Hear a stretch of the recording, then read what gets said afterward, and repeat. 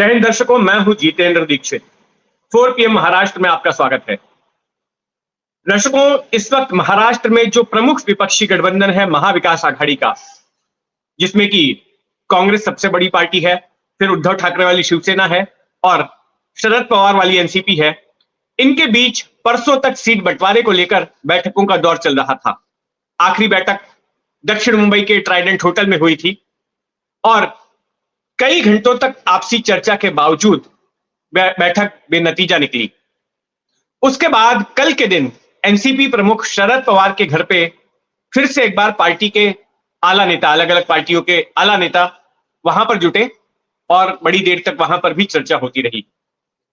अब एक बड़ी खबर यह निकल कर आ रही है कि एक फॉर्मूला बना है 20-18-10 का, और इस फॉर्मूले के तहत जो 3 प्रमुख घटक दल हैं पार्टी के, उनके बीच में सीटों का बंटवारा होगा।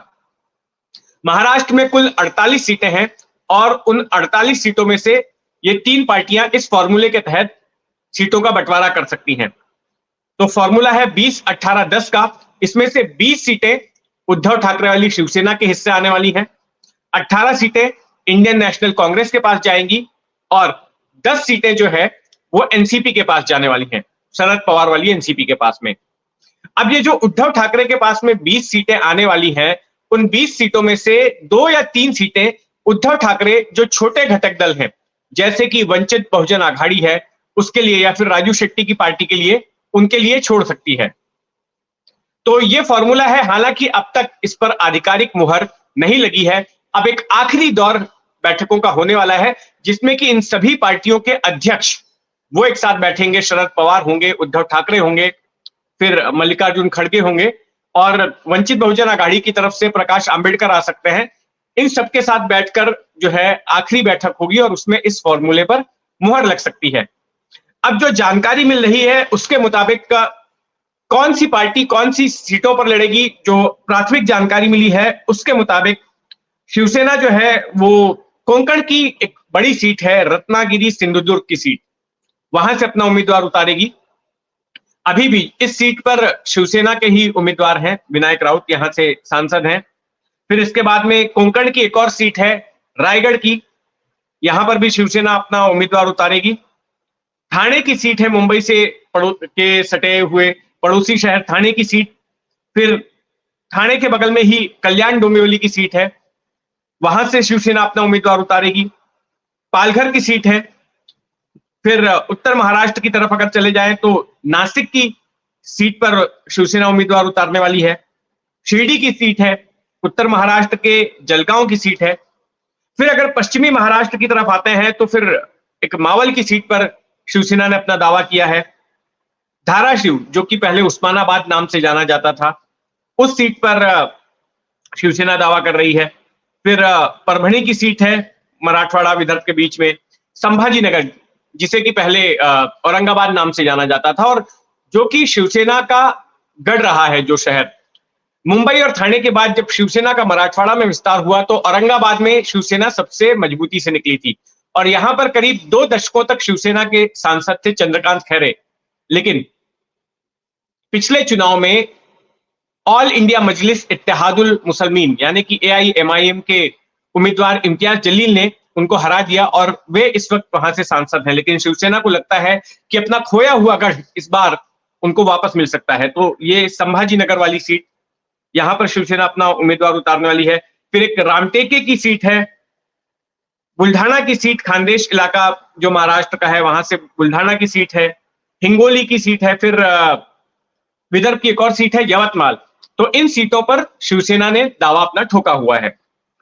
अब अगर मुंबई की बात करें तो मुंबई को लेकर काफी कलह मची महाविकास आघाड़ी में, और खास करके ये कलह हो रही थी कांग्रेस और शिवसेना के बीच में। कुछ एक सीटें थी जिनको लेकर कि इन दोनों ही पार्टियों में झगड़ा चल रहा था। तो अभी जो जानकारी मिल रही है उसके मुताबिक 4 सीटें शिवसेना के हिस्से में आ रही हैं। एक सीट है दक्षिण मुंबई की सीट। अब दक्षिण मुंबई की सीट को लेकर कांग्रेस में और शिवसेना में काफी झगड़ा हुआ था और इसी सीट की वजह से मिलिंद देवड़ा, जो कि एक दिग्गज नेता थे कांग्रेस के, वो पार्टी छोड़कर चले गए। दरअसल मिलिंद देवड़ा इस सीट से 2 बार चुनाव जीत चुके हैं, 2 बार चुनाव हार चुके हैं और उनके पिता मुरली देवड़ा भी 5 बार इसी सीट से, दक्षिण मुंबई की सीट से सांसद रह चुके थे। तो अब ऐसे में मिलिंद देवड़ा का कहना था कि यह कांग्रेस की पारंपरिक सीट है और ये कांग्रेस को मिलनी चाहिए। लेकिन शिवसेना का यह कहना था कि बीते 2 चुनावों से शिवसेना इस सीट पर चुनाव जीतते आई है। अरविंद सावंत यहाँ के सांसद हैं जो अभी भी उद्धव ठाकरे के प्रति ही वफादार हैं।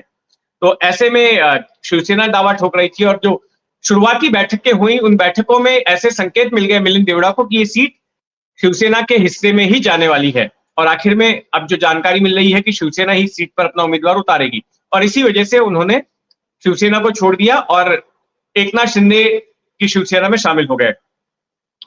तो दूसरी सीट जो है वो साउथ सेंट्रल मुंबई की सीट है। इस सीट को लेकर भी कांग्रेस और शिवसेना में झगड़ा चल रहा था।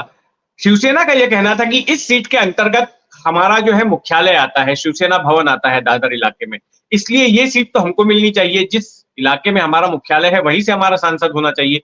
लेकिन कांग्रेस का कहना था कि नहीं, इसी सीट में धारावी जैसी बस्ती भी आती है और धारावी में बड़े पैमाने पर जो है दलित समुदाय के लोग रहते हैं, अल्पसंख्यक समुदाय के लोग रहते हैं, जिसमें कि हमारा वोटर बेस है और वहां से हमारी मुंबई कांग्रेस की अध्यक्ष भी आती है वर्षा गायकवाड़। वर्षा गायकवाड़ वहां से विधायक भी हैं।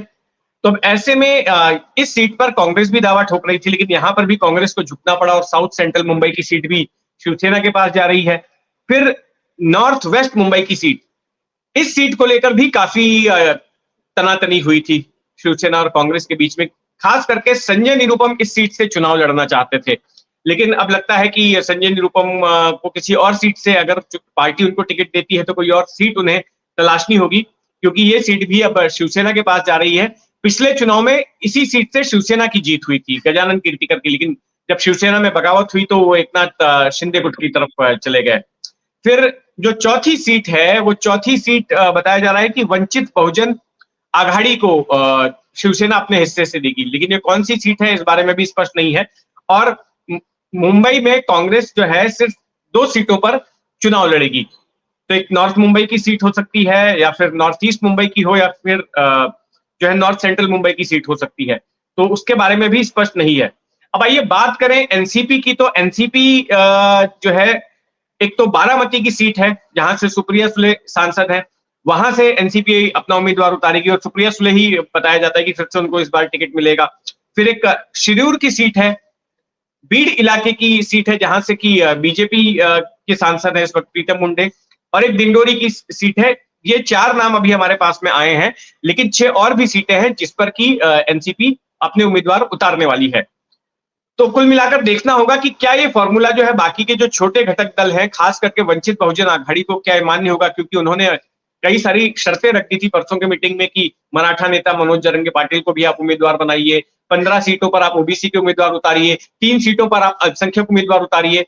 तो इन सबको लेकर क्या कुछ होता है उस पर हमारी नजर बनी रहेगी। आप भी अपनी नजर बनाए रखें 4 PM महाराष्ट्र पर, और अगर आपने अब तक इस चैनल को सब्सक्राइब नहीं किया है तो सब्सक्राइब कर लें। जय हिंद।